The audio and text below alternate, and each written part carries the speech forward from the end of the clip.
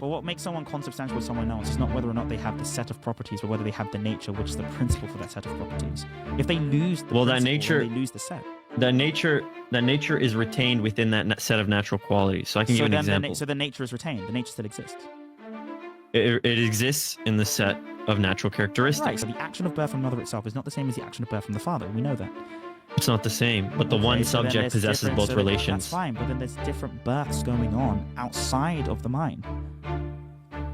Well, even if you say it's outside of the mind, if you wanted to pinpoint a temporal moment, as soon as he then tries to retract and saying he was talking about letter 54, which I gave him a translation from Grillmeyer. That's not what happened. You said the opposite happened. Oh my days! What the hell? Passages in the tone. So he made.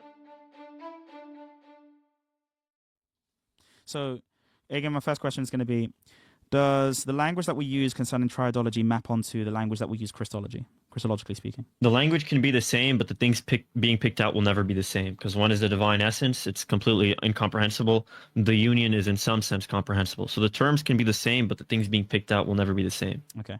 So when people are able to look at the context of salvation, we know that what is not assumed is not saved. Is a nature assumed by Christ or simply human properties? Nature is assumed. Okay. With will in mind. Come on. That's fine. With that being said, is there ever a sense in which Christ's nature that is human no longer exists? It always exists. Okay. So the nature itself that is human always exists. Is that different in the way that we are considering than the divine nature that also exists? When we duly enumerate them in the mind, yes. Okay, so we can say, and again, this is after the union. This is not talking about before the particular conception of the union. This is afterwards. So as epistemologically, like the product of the union, sorry, to clarify, are you talking about the product of the union or the temporal instance of the one Christ? Because the product of the union is a union because its temporal, because its parts still exist. Like when, say for example, you have a human being, right? You have a human being and then its particular property of like prescience, right? Like it always has this property of prescience, it never loses it. Those are two different planes of existence, right? Being a human and being prescient aren't on the same plane of existence. But now a human being has the ability to just to be prescient all the time. Now, here's the issue that I have, okay? Because of this union now between humanity and prescience, does the distinction between humanity and prescience go away?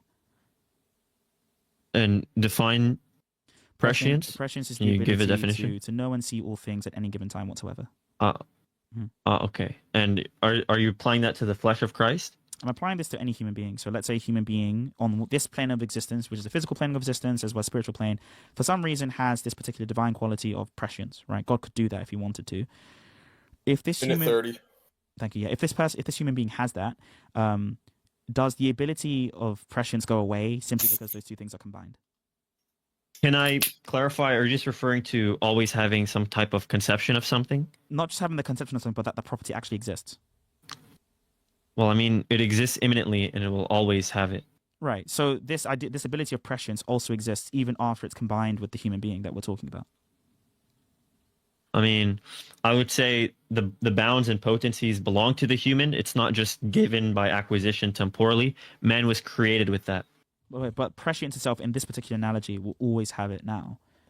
Like once it gains this particular property, right, and it all exists after it's being combined with this humanity that we're talking about. Well, yeah. Okay.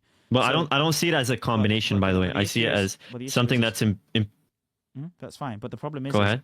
You don't see the union of Christ as a combination either. You believe that there's a product that's made out of two. I do. I see it as a combination. Okay, so if the combination is of these two things, the thing that grounds the combination are the two natures, correct? Okay, does the thing that ground the combination of Christ's union exist after the union? The thing that grounds? Well, when we say the thing that grounds, let me just answer this and then give SIIIG another question. So the thing that grounds, that was a very vague question. I would say you need a multiplicity of things for there to be united. After the union, you don't have those constituents anymore enumerated, but they still exist in natural quality. But the problem is with natural quality, you know that what makes the two things united are the two things that are the parts for the composition of that union. If those two things don't exist, then the thing that made the union be united in the first place wouldn't exist either. It exists qualitatively after the union, not quantitatively. Exist for the union to take place and be established. They exist. They exist for the union to take place. They remain even after in natural quality. But the problem is the natural quality is not what made the union the union. Their nature, which are the principles of the natural qualities, actually made the union. So in order to conceive that, you would only have one nature, and this is a problem, without actually its principle for its union. Because the natural qualities weren't the principle for the union, the natures were. The natural quality would be the principle for the union, but because the natural quality is the summation of all the predicates of the nature. Then you're a nominalist about natures then, after the union. No. Yes, because the natures themselves don't exist. They're not universal.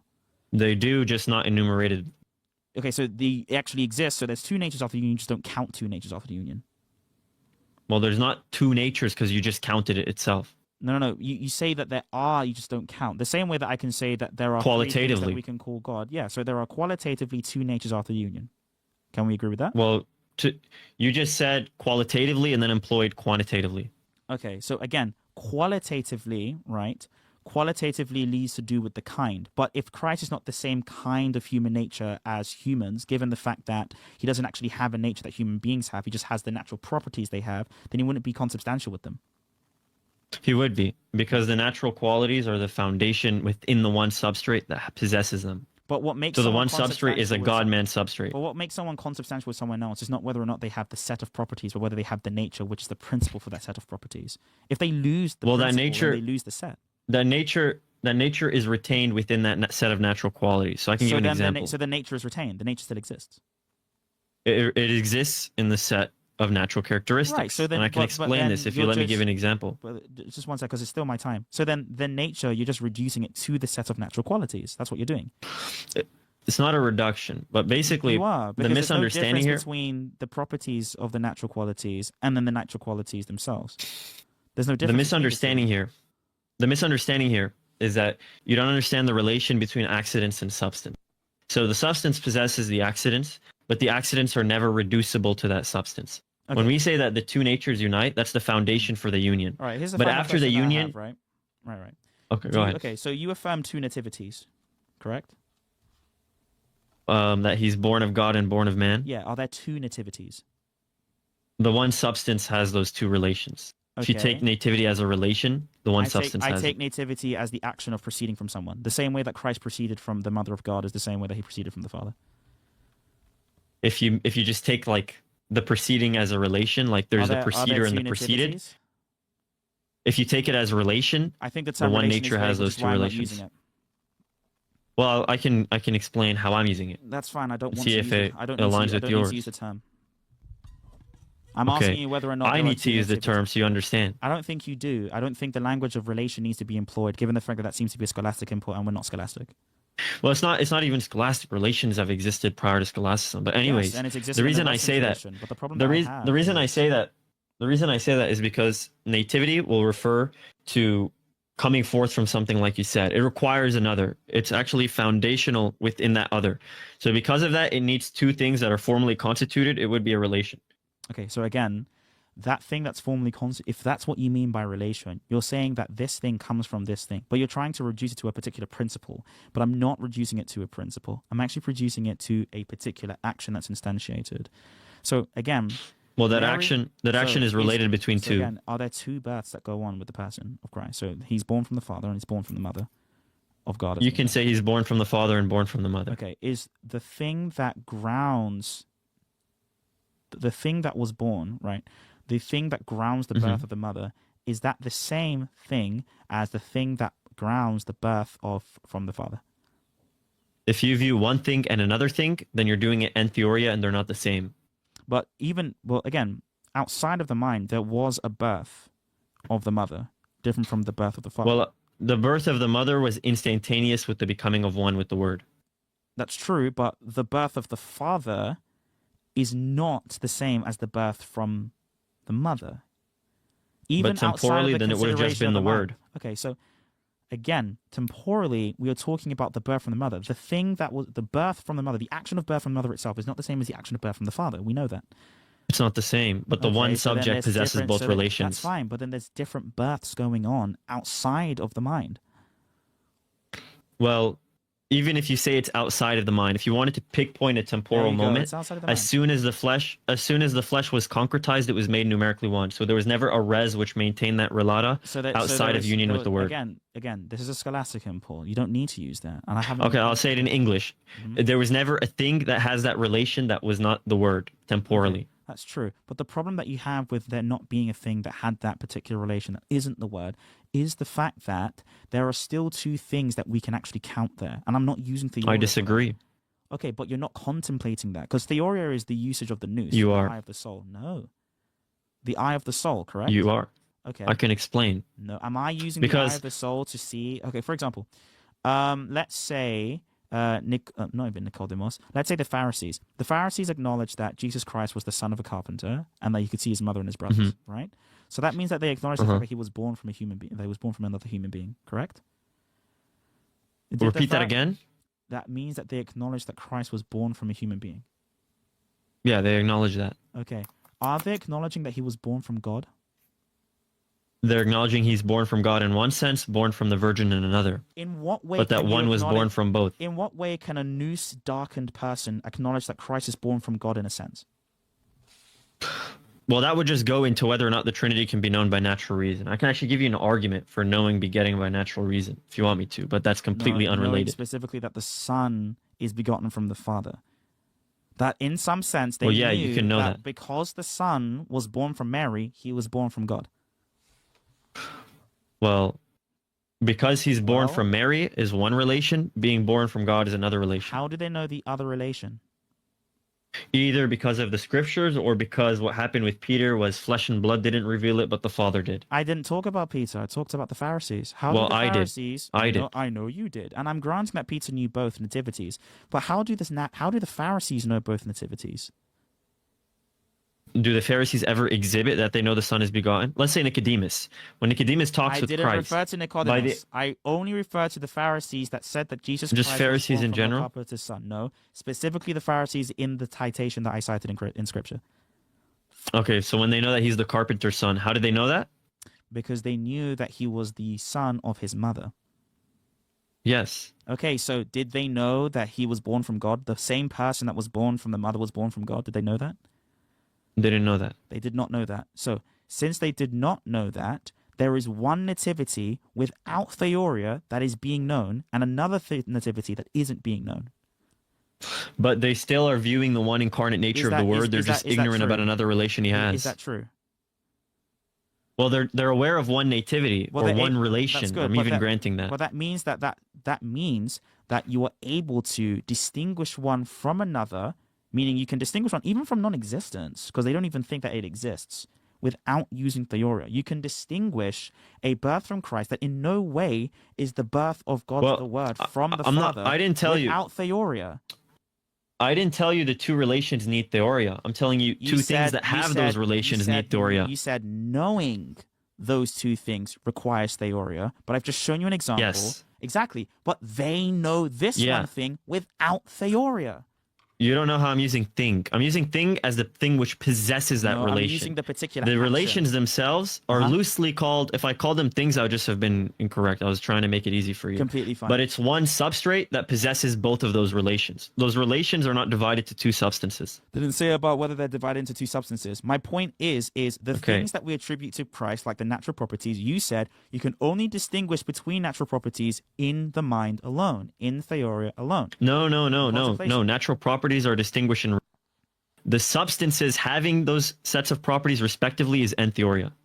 Okay, so again, right, the substances having those properties, meaning the natures, you can distinguish in theoria alone. But the actual properties themselves, now you're conceding a different point, that the properties of I've been those saying natures... this. Okay. So these Pharisees, particularly, they would only know the properties of the nature, but they wouldn't know the nature speaking itself. And I just can't hear him. Can you hear me? Can you hear me? I'm going to leave and come back. Back up. This has been interesting. hasn't been more than 5 minutes. All right, I'm back. Just 1 second, and then I know I've been speaking for some time. So and then last thing, and then we're gonna go. I think it's been more than about 5 minutes. Again, give you a couple extra minutes if you'd like. Okay. Sure. So we now have that these Pharisees know the properties of the nature. They just don't know the nature. Okay. The property of being born. Do you think that the Pharisees did not know that that was a human quality, that was something of humanity? Him being born of like the carpenter? Yeah, being born of, not the carpenter. He wasn't born from the carpenter, but he was the carpenter's obviously son. But in their thoughts. Right, but that was not in theoria, because theoria is not just thought. I know. I'm not telling you natural qualities are conceived in theoria. I'm not talking about I'm saying ascribing the natural quality. Well, I believe that the relation of being born of Mary, the relation of being born of God, still exists because of the natural qualities. Okay, but again, the problem because natural qualities is just a summation of all predicates in relations. Yeah, but you already said that the nature is also the sum of all those particular things as well. Now, the problem that I have... No, I didn't say that. Okay, let's say that you did not. No, I but didn't. We can look at the clips back. When you say specifically that these Pharisees who do not have an enlightened soul are able to see the human properties, is there a nature that those non-enlightened people would attribute the property of being born to that isn't human? Repeat that again? Is there a nature... Say that slowly. Okay. Because you said like not twice, and I need to break that down. Yeah. I understand. Is there a nature that the Pharisees would attribute to being born that isn't human? They would have thought Christ is a mere man. That's not the answer to the question, and that's not my question. My question You're saying, is there a nature that the Pharisees would have attributed being born that is not man? I'm saying they would have only conceived of him as a man. No. Once he answers this question, Sig, we're gonna go ahead and move on. So this is the final time I'm gonna ask the question, given the fact that you're not really doing it. I'm not asking whether or not they would only have thought of Christ as a man. My question is whether or not the Pharisees would look at this property and attribute it to a nature that is not human. No, they would attribute it only to a nature which is human. Thank you very much. That's because the end they're wrong. Of that. I appreciate that. All right. Thank you. Great. So they're able now to we're going to go ahead and human nature and theory, without theory. Thank you. All right. You can ask my questions now, Agen. They're just wrong, by the way, but I'll explain that in my 5 minutes. We'll do that. Well, you're going to get, I mean, if you want a little more time, Agen, because he got a lot of time. I got a lot of time. You don't have to give me exactly the same. Okay. Schoolboy? Just to finish up what was just said. I've got a timer going. Okay, the Pharisees... I paused it. The Pharisees only conceived of Christ being a man because they thought he was a mere man. That's just because they're ignorant. They're wrong. What they saw before them was God incarnate. So they would have applied the human properties they saw to a human nature existing on its own in their mind, which they would have thought as the man Jesus Christ, who was born of a carpenter, who wasn't born of a virgin. So they're just wrong in that sense. So that's number one. Number two, for us, we first and foremost recognize that there's one incarnate nature of the Word. The one incarnate nature of the Word has all of the relations, all of the particularity, quiddity, aseity of the two natures, but those properties aren't divided into two natures. As Nissa says, the properties no longer belong to either nature by way of division. And it's like, in his analogy, vinegar being mixed in water. So there's one nature that has a relation of being born of the Father and a relation of being born of the Son. Can I send you a quote on this, Sig? And I want to know what you think first and foremost. Is this a different point, or are you just trying to substantiate the other point of the Pharisees? No, it's going to substantiate this point. What point are you making? I'll show you. This is from Ephraim the Syrian, so he's a famous father. Sure thing. And he says the following on this kind of double relation.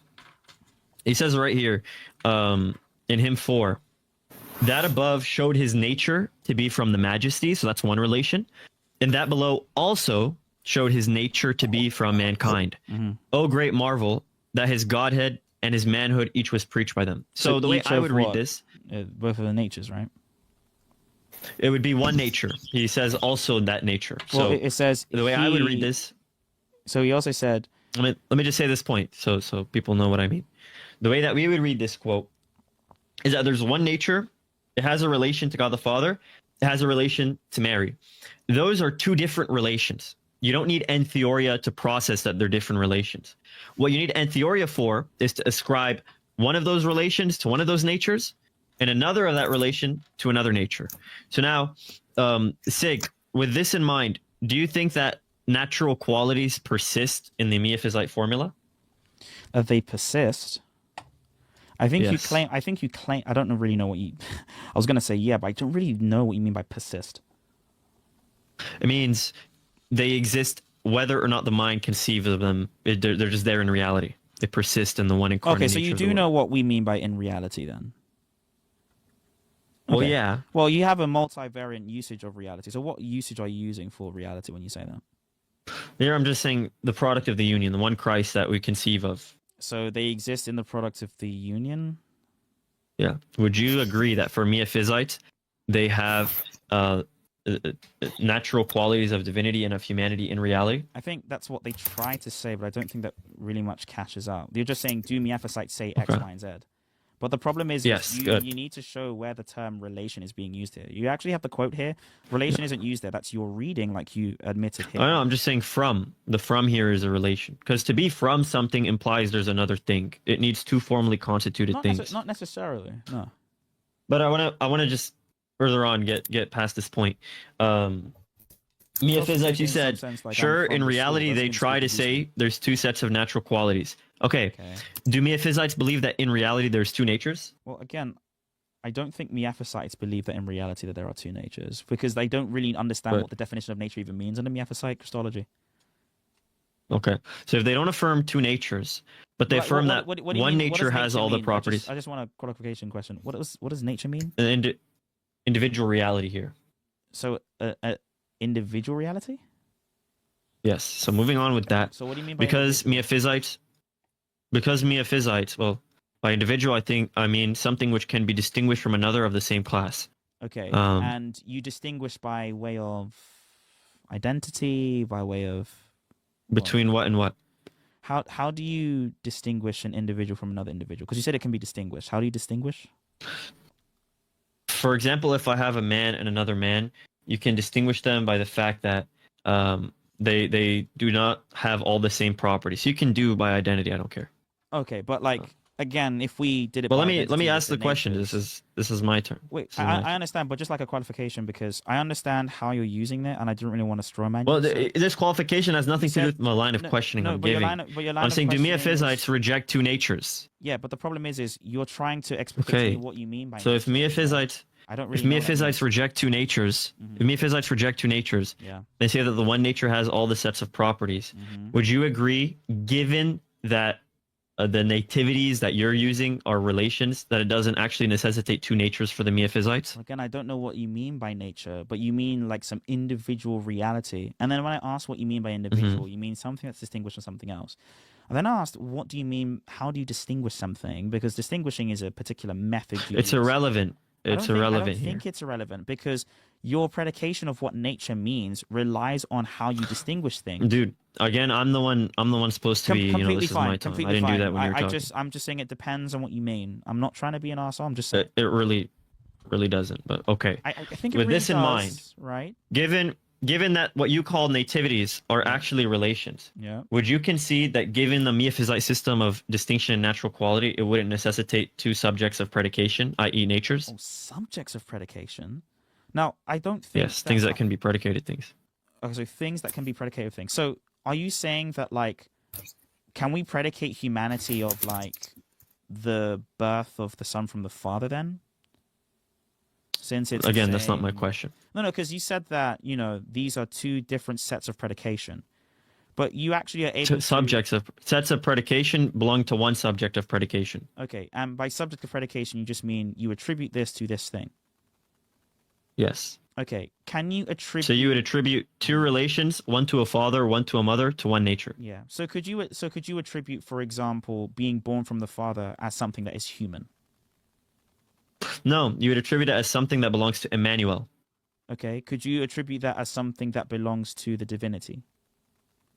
You could attribute being born of the Virgin as something which belongs to Emmanuel. Okay, but you couldn't attribute being born from the father as something that belongs to the divinity. Well, there's no longer divinity and humanity counted to attribute the human stuff to the divine nature and the divine stuff to the human nature. There's only one nature from out of both. But there is still humanity and divinity in Christ after the union, right? But not enumerated. Okay, so why couldn't you predicate this thing, which is being born from the Father? Which Again, this is like divinity? detracting from my point. Right now, you're asking the questions. I apologize. I didn't mean to make it that sort of thing. I'm actually trying to stay on topic here, but you're saying that you can attribute it to these things, and I understand vaguely, I guess. But you're now saying, okay. Okay, I'll say it in caveman words. For Miaphysites, they don't have two different properties for two things, but different properties for one thing. Do you agree that's an accurate representation of Miaphysitism? I mean, remember, SIIIG, only clarifiers, okay? Yeah. If you're gonna ask questions. Sure. I will say that's indeterminate. I'm going to be respectful. I'm going to say it's indeterminate. Is that okay? According to Miaphysites. Again, I can grant that, but I don't really know what that means for you guys. Okay. If it for helps, us, sure, but I don't really think it helps because so if Miaphysites affirm, if Miaphysites affirm that it's one thing that has different sets of predication, then you can never show that different properties will ever reduce to two natures. Well, it depends. Do you agree with that statement? Well, not necessarily, because it depends on what grants that set. Like what grants this set as one set of predication, and another set as another set of predication. If the diverse formal causes. Okay, diverse. That's your clarifier. Okay, diverse. What does that go with that? What does that mean? Diverse formal causes will mean that the causes do not actually need to be duly enumerated and identified with each other, but the blueprints exist, and it would exist by virtue of the natural qualities. Isn't that the same as just saying the thing that you said before, but attaching a phrase to it? Because you said that you don't enumerate them, but the causes for their distinction still exist, like you said before. But you're just repeating that again. But that doesn't actually mean a different reason other than what we're contesting right now. You know that. Sorry, it doesn't mean a different thing of what we're contesting. That was like unintelligible. What did you mean? Unintelligible. I'm saying you're not giving a different reason for why you can still have different sets of predication without the. Well, because it's a composition. Before, you are now just because it's a composition to just describe that particular thing. It's because it's a composition. Yourself. So now I'm just going to continue. I'm just going to continue explaining. I'll explain the Miaphysite formula. How does the composition generate that you can still have two different sets of predication here? I'm the one asking the question. I'm the one asking the questions. So now I'm gonna explain everything. If you don't want to answer that clarifier, it's completely up to you. It's fine. Okay. You're gonna get the answer when I say the whole thing. I don't think. In the Miaphysite formula, you have one thing from out of two things. The one thing from out of two things is no longer counted as two things after the union. Because it's no longer counted as two things after the union, either that would be because both natures have become identical, or the other option is both natures have entered a henosis where there's no mingling, mixture, confusion, or tertium quid. Because we follow the latter and not the former, we would affirm that natural qualities and the diversity that used to belong to the two natures, all that diversity now belongs to one thing from out of both. And a perfect example is the body and the soul. Specifically, the particular body uniting with the particular soul. The particular body uniting with the particular soul composes the particular man. The particular man still maintains the diversities of the body and soul, enough so that when one contemplates the diversity, he will know that this has to be a product and not some random instantiation from a hybrid tertium quid human ousia. It's rather, this is one man from out of two particulars, and that diversity will inform the mind of division and theoria. So with this in mind, your former arguments of there being two nativities, i.e. having a relation being born of the father and having a relation being born of a mother, that doesn't force two subjects of predication, because those are predicates, and we still maintain that the predicates remain in the synthesis of the union. Well, that's the thing. You had a clarifying question you wanted to ask? Well, that's the thing that's actually being disputed, right? We're trying to see whether or not you can actually generate that there's still two different sets. Well, then you should have disputed it in your 5 minutes. Well, I don't need to dispute it in the 5 minutes because that wasn't an argument being made yet. Your whole argument was that because there's two nativities, there would have to be two natures. No, my point. Or I would have to become a monophysite. No, my point was that if you do grant that there are two nativities, then you need to be able to grant a principle for them. Now, if the principle goes away, then that would be a monophysite. But the problem is the principle that remains. Satisfy the particular. The principle remains. The principle remains in the forms of natural quality. But again, the forms of natural quality just mean the thing that you said before, which is the kinds of things or predicates that you're saying. So actually, that's just all of the predicates. That's just, again, repeating yourself. You're not giving an actual reason. Do you think one thing can have two opposing predicates and not be two things? So the two things themselves can still be two things, but one thing. I didn't say two things. Can one thing have two opposing properties? Can have two opposing properties. Yes. Yeah. But if it's a composite. Okay, good. Hold on. So if one thing can am have, am I allowed to finish the answer, or you just want to like straw man the yes? it's not a straw man. You said if Agen wants to, if he wants to cut me off completely, you can fine. do Go that. ahead, man. If you want to cut me off, do that. fine. so. If one thing, it's cool. if one thing can have two opposing properties, then opposing properties will never force me to concede that there's two things. Thing. Do you agree with Agen, that? by the way, Agen, really quick, you do have schoolboy. You know, anytime I was gonna ask if Agen wanted just like maybe 3 to 4 more minutes. Yeah. So again, like I said, I think it's gonna depend on what causes their opposition as well, or opposing predicates. So like, when I'm saying that like a body and soul has. Well, like, it's not two things, is it? Well, again, the body and soul are two different things, though. Now, the properties of body do they become one thing?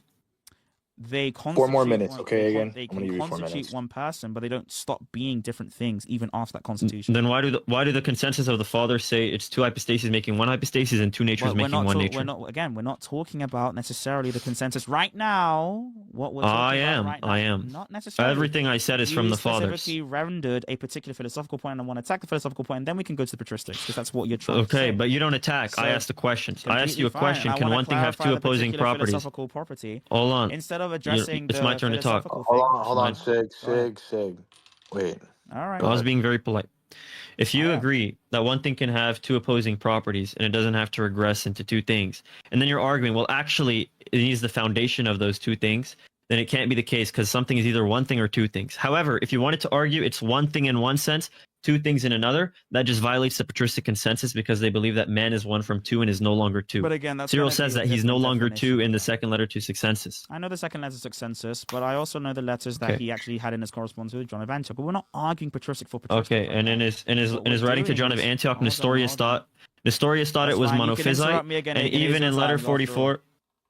I know. And in letter 44, he says that it's in division. So again, based on the Fathers, they actually say that the body and soul, when they unite, they're no longer two. It depends on if John of Antioch's language is actually fine Christologically, isn't it? Okay, I'll talk about John of Antioch. John of Antioch, according to letter 44, Cyril says they affirm one nature, but they're obscure about their sayings, and they know that the division is in speculation and theoria alone. Okay. He says that in letter 44. Given the fact that John of Antioch's language is very much accepted by Cyril, and the particular semantic conditions are accepted as well, there would be no problem in saying that there are two natures after the union, given the particular semantic conditions. Because John of Antioch never says two natures after the union. So there's no problem with saying two natures after the union, therefore.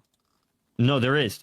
There's a problem with saying two natures after the union. John of Antioch, of course. John of Antioch only says there's two natures, and for Cyril in letter 44, he says that they mean it's in reason and speculation alone. I would actually like to contest that, if you may. We can actually pull up letter 44 as well as the particular affidavit. Well, we can do that. We can do that, sure, but it's my time, and I'd like to get this point clear. You'd like to not pull up the letter. Cyril says. No, I'll let you, but let me do with my time as I please. Yeah, I'm just saying you're not going to put it up. Because you agree that one thing can have two sets of properties, your argument that there's two sets of properties, therefore there's two things, fails because the body and soul are no longer two. So because we know that the body and soul, because we know that the body and soul are no longer two, and you conceded, one thing can have two properties. And because the Fathers say there's no longer two natures after the union in Christ, therefore your argument from nativities will not make me in any way concede diophysitism after the union. Again, you have 2 minutes. 2 minutes left, again. So I actually said that it depends on I challenge SIIIG now. It's your turn. Because you wanted to bring the letter. All right. Show me in one place, SIIG, in letter 39, where John of Antioch says two natures after the union. Since Does we're it going exist? to use on the particular terms, I'm also going to challenge you on all the other times before where I asked for the particular usage where you failed to do so.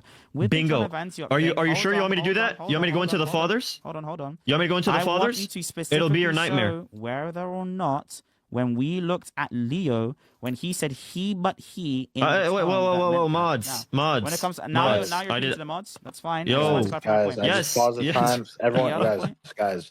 Hold on. I have to pause this really quick. All right, you got a minute. You got a minute and 45, Agen.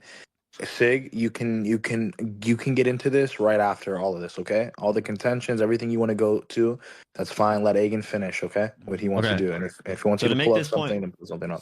So to make this point very clear, because SIIG conceded that one thing can have two opposing properties. And I said it depends. You did say that, but no, because what I actually said was because you you said me off, it depends on hold what on, I'm talking, bro. That set. I'm talking. I didn't ask you a question yet. So go ahead. Sig, let him go. Sig, let him go. You're gonna get your moment right after this, okay? All good. Yes. Because you said that one thing has two sets of opposing properties. And because the fathers make it clear that the body and soul are no longer two, then your argument from two sets of opposing properties does not reduce to diophysitism, because the foundation would be in natural quality. And Cyril says the only distinction that remains after the union is in natural quality. So with this in mind, because you wanted to go to John of Antioch to try and show that two natures after the union is accepted, can you please show me in letter 39 where the statement two natures after the union is said? All right. That's going to be contingent again upon the actual concession, which was not made. My concession was never on whether do you have the can quote? Have two different sets of properties. My actual I didn't point, ask you that which question. wasn't a concession. Again, I'm answering you. I didn't ask you that my question. My answer, again, me bringing up the quote is going to be dependent on whether I didn't ask you that question. That's okay. Again. So do you have the quote or not? The point, me making the quote is going to be dependent on what I actually said. Is it not? Okay, so you don't have the quote. Okay, no. Again, I have the quote relative to the point that I made, not relative on the straw man you tried to employ. My particular I didn't point employ is a that straw. it depends on the kind of all right, guys. The time. All right, time. All right. Schoolboy, do you want to time this 10 minutes, bro, or no? Can we make it like 5? Because I'm getting super sleepy. Yeah, man. We can make it 5 if that's okay. You want to do 5-minute cross, or what do you guys want to do? It's fine. Is that okay? All right.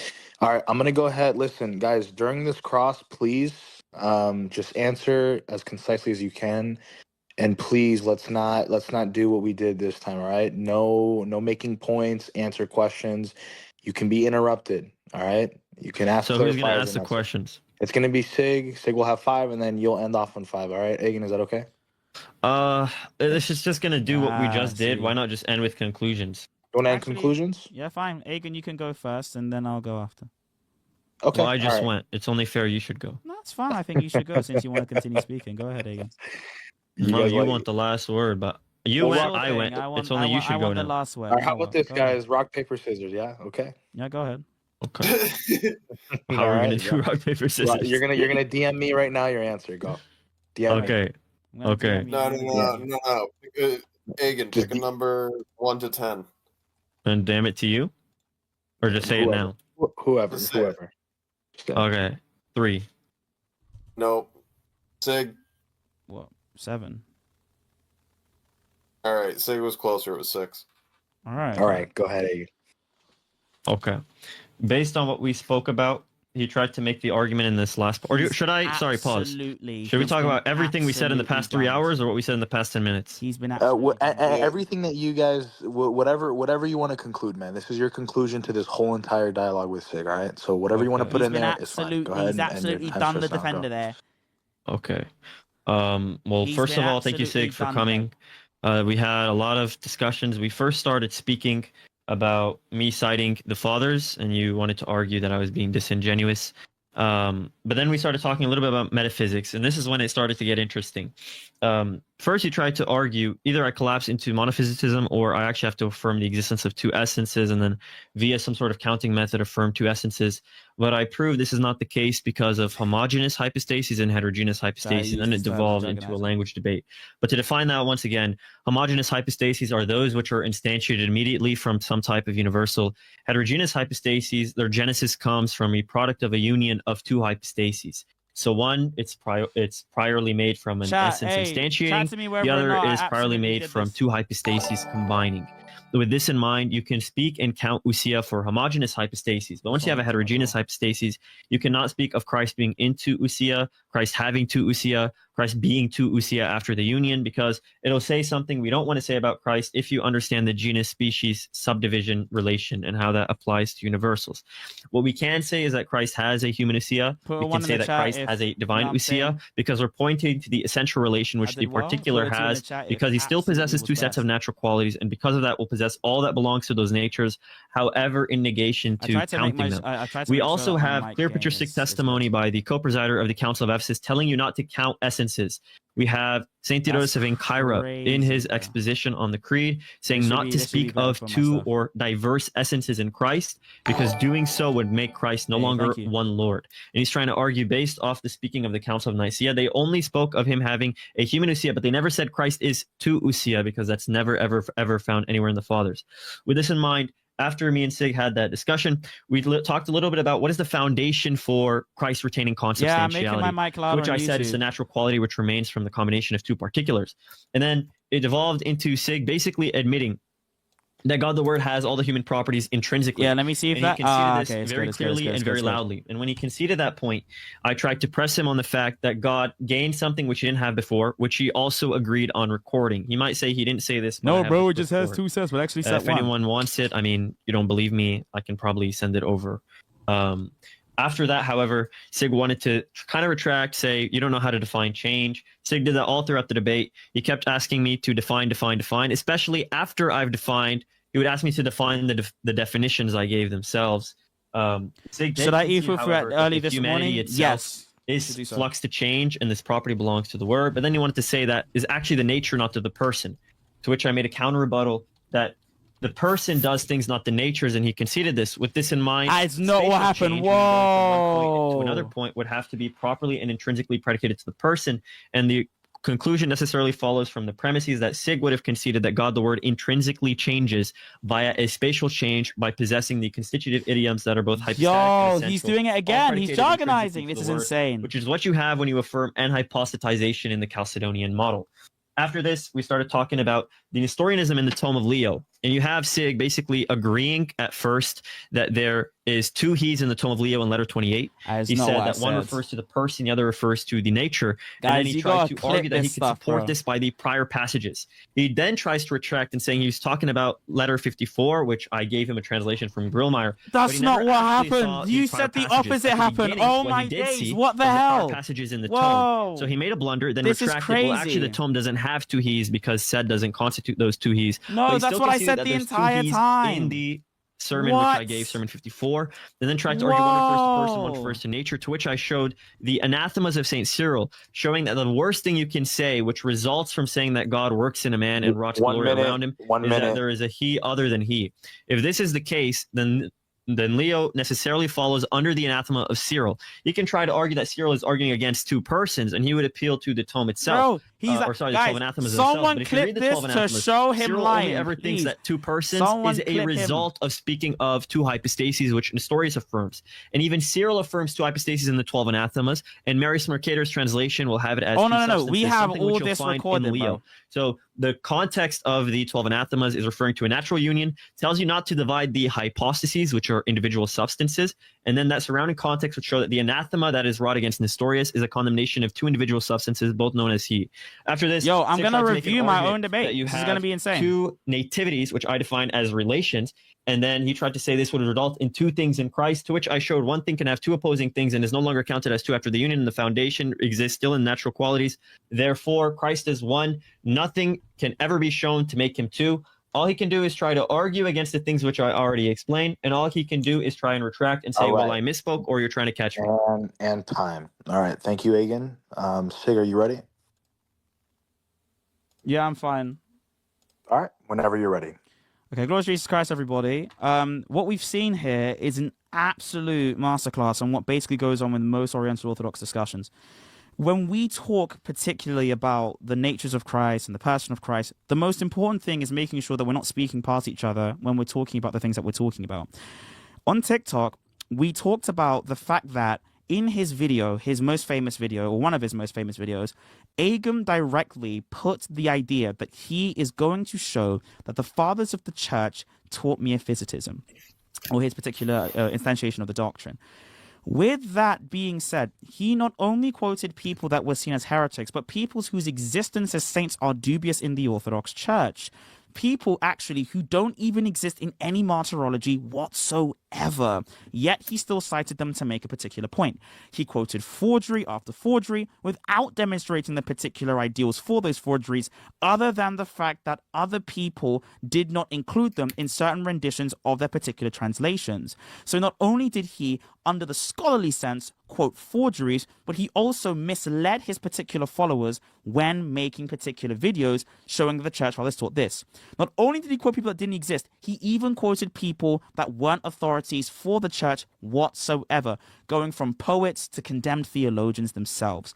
Now, to continue on that road, we then got into a conversation on whether or not there is actually something that can ground the particular properties that Jesus Christ, Son of God, has. Wasn't really able to demonstrate that. I kept asking for clarifications, and it got to the point that he started jargonizing. And we understand that when someone does jargonize, there is an issue with how they're able to explicate the points that they are saying. Now, when I asked him to clarify his particular points, he would then give a definition, and I would then use the definition he gave, and he would then disagree with that.